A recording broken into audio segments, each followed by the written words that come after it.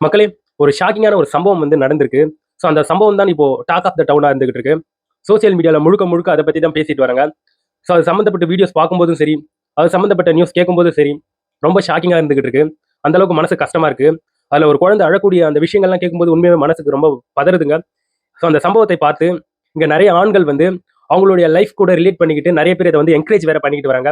அது முற்றிலும் தவறு. அப்படி என்ன நடந்திருக்குன்றத இன்னைக்கு இந்த வீடியோல வந்து முழுக்க முழுக்க பார்த்துடலாம். வணக்கம் மக்களே, நான் உங்க கோகுல். இது உங்க கோகுல் டேக். இது போன்ற வீடியோஸ்ல நீங்க தெரிஞ்சுக்கணும்னா கோகுல் டேக் சேனலை சப்ஸ்கிரைப் பண்ணிக்கோங்க. அதாவது மக்களே, தஞ்சாவூர்ல இருக்கக்கூடிய பட்டுக்கோட்டை அப்படிங்கிற ஒரு ஏரியாவுல தர்மராஜா, அக்ஷயா அப்படிங்கிற ஒரு தம்பதி இருக்காங்க. அந்த தம்பதிக்கு 4 வயதுல ஒரு ஆண் குழந்தை வந்து இருந்துகிட்டு இருக்கு. இவங்க வந்து திருச்சியில வந்து வாழ்ந்துட்டு இருந்தாங்க. ஸோ அதுக்கப்புறம் தஞ்சாவூர்ல இருக்கக்கூடிய பட்டுக்கோட்டைக்கு வந்திருக்காங்க. ஸோ திருச்சியில இருக்கும்போது, அதாவது தர்மராஜா அவர்களுடைய மனைவியான அக்ஷயா அவர்களுக்கு வந்து வேற ஒருத்தவங்க கூட ரிலேஷன்ஷிப் இருக்கு. ஒரு கள்ள தொடர்பு இருக்கு அப்படின்ட்டு சொல்லப்பட்டு வந்துட்டு இருக்கு சோசியல் மீடியால.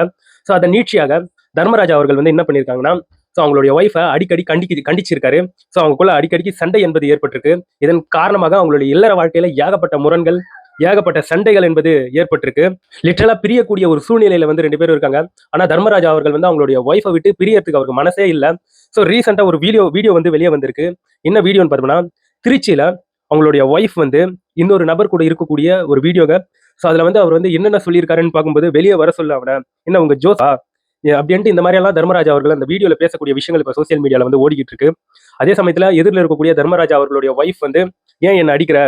இரு நான் கூப்பிடுறேன்" அப்படின்ட்டு ஸோ அவங்க போயிட்டு அந்த பெண் கூட ரிலேஷன்ஷிப்ல இருக்கக்கூடிய அந்த நபரை வந்து கூப்பிட போகும்போது, திடீர்னு இவர் வந்து பலமா தாக்குறாரு. அதுக்கப்புறம் ரெக்கார்ட் எதுவுமே பதிவு செய்யப்படல. வீடியோக்கள் ஒரு பக்கம் வந்துகிட்டு இருக்கு. ஸோ இதை நீட்சியாக அதுக்கப்புறம் ஒரு வீடியோ வந்து சோசியல் மீடியால வந்து பரவுதுங்க. ஸோ அத வீடியோல என்ன பார்க்க முடியுதுன்னா, தர்மராஜா அவர்களுடைய சட்டை ஃபுல்லா ரத்தக்கரை, கை ஃபுல்லா ரத்தம். ஸோ ஒரு வீடியோ வந்து பதிவேற்றம் செய்றாரு. அழுதுகிட்டே அவர் வந்து நிறைய விஷயத்த வந்து சொல்லிக்கிட்டு இருக்காரு அந்த வீடியோல. அப்போ அவங்களுடைய குழந்தை வந்து ஆரம்பத்துல அமைதியா இருக்கான். ஸோ போக போக அந்த குழந்தை வந்து அவங்களுடைய அப்பா அழுவுறத பார்த்து அந்த பையன் வந்து ரொம்ப கதறி அழுவுறான். அந்த காட்சிகளை பார்க்கும்போது உண்மையா மனசுக்கு அவ்வளவு கஷ்டமா இருந்தது. குழந்தை வந்து சொல்றான், "எனக்கு ரொம்ப பயமா இருக்குப்பா, ரொம்ப பயமா இருக்குப்பா" அப்படின்ட்டு அவ்வாறான விஷயங்கள் வீடியோல வந்து பதிவு செய்யப்பட்டிருக்கு. அவர் அந்த வீடியோல பதிவு செய்யும்போது என்ன சொல்றாருன்னா, "எத்தன தடவ சொன்னாலும் அவ கேட்கலங்க." அவங்களுடைய ஒய்ஃப சொல்றாரு, "அவ கேட்கலங்க. ஸோ என்னுடைய குடும்பமே நாசமா போயிடுச்சு" அப்படின்ட்டு சொல்லி அழுவுறாரு.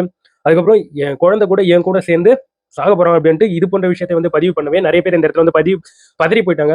சோசியல் மீடியால இவ்வாறான வீடியோஸை பார்த்த பிறகு என்னோட ஒய்ஃப் வந்து கீழ்ச்சி போட்டுட்டேன் அப்படின்ற மாதிரி சொல்லியிருக்காரு. திருச்சியில் இருக்கக்கூடிய என் ஒய்ஃப் கூட ரிலேஷன்ஷிப்ல இருக்கக்கூடிய ஸோ அந்த திருச்சியை சார்ந்தவனுக்கு வந்து சரியான ஒரு தண்டனை வந்து கிடைக்கணும் அப்படின்ட்டு சொல்லக்கூடிய அந்த விஷயங்கள் வந்து வீடியோல வந்து பதிவாகுது. சோசியல் மீடியா ஃபுல்லா பரவுது. இது சம்பந்தப்பட்டு பல பேர் பல கருத்துக்களை வந்து பதிவு பண்றாங்க. இதுல நிறைய நபர்கள் வந்து சூப்பர், நீங்க செஞ்சது கரெக்ட், அவளுக்கெல்லாம் இப்படிதான் நடக்கணும் அப்படின்ட்டு இவ்வாறான கருத்துக்களை வந்து பதிவிடுறாங்க. மக்களே, இது வந்து முற்றிலும் தப்பு. அதாவது என்ன நடந்தாலும் ஒருத்தவங்களுடைய உயிரை எடுக்கிறது இங்க யாருக்குமே உரிமை கிடையாது. அதை வந்து சட்டம் சார்ந்து கொண்டு போலாம். இப்போ அவர் வந்து இப்பேற்பட்ட இருக்கக்கூடிய செயலை செஞ்ச பிறகு இப்போ அவருடைய வாழ்க்கை என்னது நல்லவா இருக்கு. இப்போ நெக்ஸ்ட் ஜெயில்ல தான் அவருடைய வாழ்க்கை என்பது கடக்கக்கூடிய ஒரு நிலை என்பது ஏற்பட்டிருக்கு இல்லையா? ஸோ அதனால எப்பயுமே வன்முறை என்பது ரொம்ப மோசமானது. அது வந்து கடைசியில கொண்டு போய் நிக்க வைக்கிற இடமே ஒரு இருள் சூழ்ந்த ஒரு பகுதியாக இருக்குன்றதுல வந்து மாற்று கருத்தே கிடையாது. எப்பயுமே ஒரு கொலையையும் சரி, ஒரு உயிரை எடுக்கக்கூடிய அந்த சம்பவங்களையும் சரி ஆதரிக்கவே கூடாது. அதுல வந்து மாற்று கருத்தே கிடையாது. இப்போ அவர் வந்து அவங்களுடைய ஒய்ஃப் அக்ஷயாவை வந்து தாக்கியிருக்கக்கூடிய விஷயங்கள் என்பது லிட்டரலா வெளியே வந்துருச்சா? ஸோ இப்போ அக்ஷயா அவர்களுக்கு வந்து பல வெட்டுக்காயங்கள் என்பது உடம்புல வந்து ஏற்பட்டிருக்கு நண்பர்களே. ரொம்ப சிவியரான இன்ஜூரியஸ். ஸோ அவங்களுக்கு வந்து ரொம்ப லேசாலாம் படல. ரொம்ப சிவியரா அடிபட்டிருக்கு. வெட்டுக்காயங்கள் இருக்கு அப்படின்ற இந்த விஷயங்கள் வெளியே வந்திருக்கு. அந்த அளவுக்கு சீரியஸா இருக்காங்க. அதுக்கப்புறம் ராஜா மற்றும் அவருடைய குழந்தை தலைமறைவு அப்படின்ற இந்த நியூஸ் வந்து கேள்விப்பட முடிஞ்சது. ஸோ நிறைய பேர் இந்த இடத்துல வந்து பயந்துட்டாங்க. அவர் வீடியோல என்ன சொல்லியிருந்தாருன்னா, என் குழந்தை கூட என் கூட சேர்ந்து சாக போறான் அப்படின்ற மாதிரி சொல்லியிருந்தாங்க இல்லையா? அதனால நிறைய பேர் இந்த இடத்துல வந்து பதறிட்டாங்க. ஆனா இப்ப வந்திருக்கக்கூடிய நியூஸ் படி ஸோ அவங்களுக்கு வந்து ஒண்ணுமே ஆகல. 2 பேரையும் கண்டுபிடிச்சிட்டாங்க. இப்போ அந்த ஆண் குழந்தையை மீட்டு கொண்டு போயிட்டு காப்பகத்துல வந்து சேர்த்துட்டாங்க. இப்ப ராஜா அவர்கள் மேல, அதாவது தர்மராஜா அவர்கள் மேல வந்து பல வழக்குகள் என்பது பதிவு செய்யப்பட்டிருக்கு. ஏகப்பட்ட பிரிவுகளின் கீழே இப்போ வழக்கு என்பது பதிவு செய்யப்பட்டிருக்கு. அதாவது நண்பர்களே, இந்த ஒருத்தவங்களுடைய குடும்ப வாழ்க்கை என்பது எந்த அளவுக்கு மோசமா மாறி இருக்கு பாத்தீங்களா? சோ இந்த இடத்துல சோசியல் மீடியால இவ்வாறான வீடியோக்கள் பரவன உடனே நிறைய பேர் ஒவ்வொரு ஸ்டாண்ட் எடுக்க ஆரம்பிச்சிட்டாங்க. முற்றிலும் நிறைய நபர்கள் தர்மராஜா அவர்களுக்கு வந்து பாராட்டுகளை வந்து தெரிவிக்க ஆரம்பிச்சிட்டாங்க. அவங்களுடைய மனநிலை என்னன்றது நமக்கு தெரியாது. பட் இந்த இடத்துல இருக்கக்கூடிய நிதர்சனமான உண்மைகளை வந்து பார்க்கும்போது, அதாவது ஒருத்தர் உங்களுக்கு வந்து ஒரு நபரை வந்து பிடிக்கலன்னு வைங்களேன். சோ அந்த நபரை விட்டு விலகிறது ஒரு தப்பும் கிடையாது. அப்படி விலகும்போது அவங்க வந்து மனைவியாக இருந்தாலோ, இல்ல ஹஸ்பண்டாக இருந்தாலோ, சோ லீகலா போயிட்டு டிவோர்ஸ் வாங்கிடணும். அதுதான் ஒரு நல்ல விஷயமே. இந்த இடத்துல வந்து டிவோர்ஸ் குடுக்காம அலைக்கழிக்கிறது, அவங்கள வெறுப்பேத்துறது, இது போன்ற விஷயங்கள் தான் கிரைம்க்கு வந்து முதற்கட்ட ஒரு காரணமாகவே இருக்கும். சோ ஒருத்தவங்களுக்கு உங்களுக்கு பிடிக்கலன்னு வைங்களேன், சோ நீங்க வந்து போயிட்டு டிவோர்ஸ் அப்ளை பண்ணிடலாம். இவரு கூட எனக்கு செட் ஆகல, இவங்க கூட எனக்கு செட் ஆகல, இந்த பெண் செட் ஆகல, இந்த பையன் செட் ஆகல அப்படின்னு டிவோர்ஸ் வாங்குறது ரொம்ப ரொம்ப நல்லது.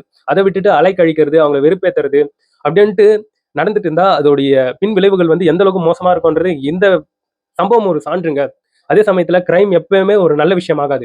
அதை தாண்டி அப்படி பண்ணா ஸோ வாழ்க்கை எந்த அளவுக்கு சீரழியும்னு பார்த்துக்கோங்களேன். இப்ப தர்மராஜா அவர்கள் வந்து இப்போ ஆல்மோஸ்ட் அவர் ஜெயில்ல தான் இருக்காரு. அவர் மேல வந்து பல வழக்குகள் என்பது பதிவு செய்யப்படும். ஏன்னா அவங்க வந்து ரொம்ப சிவியரா இருக்காங்க. சிவியர் இன்ஜுரிஸோட இருக்காங்க. அதுக்கப்புறம் அந்த குழந்தைய வேற ஒரு மாரி அவர் வந்து சொல்லியிருந்தார் வீடியோல என் கூடயே சேர்ந்து சாவப்போறான் அப்படின்ட்டு. ஸோ அப்போ அந்த குழந்தையும் அவர்கிட்ட தரமாட்டாங்க. ஸோ பல வழக்குகள் அவர் மேல வந்து பாயும் அப்படின்ட்டு சொல்லப்பட்டு வந்துட்டு இருக்கு சோசியல் மீடியால இருந்து சில நியூஸ் எல்லாம் பார்க்கும்போது. அப்போ வாழ்க்கை இந்த இடத்துல வந்து நிர்மூலம் ஆகுது இல்லையா? ஸோ வாழ்க்கை வேஸ்ட் ஆகுது இல்லையா? ஸோ எப்பயுமே ஒரு கிரைம் வந்து ஒரு நல்ல விஷயத்துக்கு வழிவகுத்து விடாது. நல்லா புரிஞ்சுக்கோங்க. இப்ப அந்த குழந்தைய நினைச்சா தான் ரொம்ப பாவமா இருக்கு.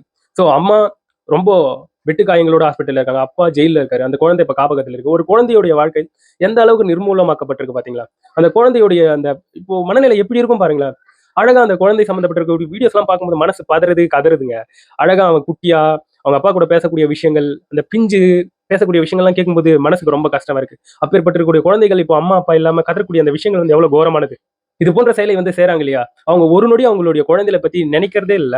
அந்த குழந்தைங்களுடைய அந்த பிஞ்சு மூஞ்சி ஒரு செகண்ட் கூட அவங்களுடைய அந்த மனசுல வந்து போகாதா? அவங்களுடைய மனசு கல் மனசா அப்படின்ட்டு இவ்வாறான விஷயங்கள் வந்து கேட்க தோணுதுல்ல. ஸோ குழந்தைங்களுடைய வாழ்க்கை நிர்மூலமாகுது லாஸ்ட்டா ஆனும்போது இது வந்து உண்மையாவே ரொம்ப டிஸ்டர்ப்டா இருக்குங்க. இத பற்றி நீங்க என்ன நினைக்கிறீங்கன்றத என்னோட கமெண்ட் செக்ஷன்ல பதிவு பண்ணுங்க.